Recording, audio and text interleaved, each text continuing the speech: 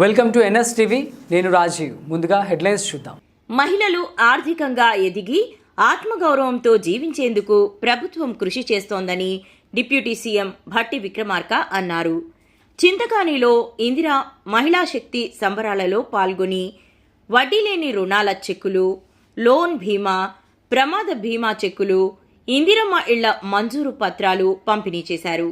ఈ సందర్భంగా ఆయన మాట్లాడుతూ రాష్ట్రంలో పేదలకు రాజకీయాలకు అతీతంగా ఇందిరమ్మ ఇండ్లు, ఉచిత బస్సు ప్రయాణం కోసం 6,632 కోట్లు ఖర్చు చేసి మహిళలకు వడ్డీ లేని రుణాలుగా ప్రతి సంవత్సరం 20,000 కోట్లు వెచ్చిస్తున్నట్లు తెలిపారు.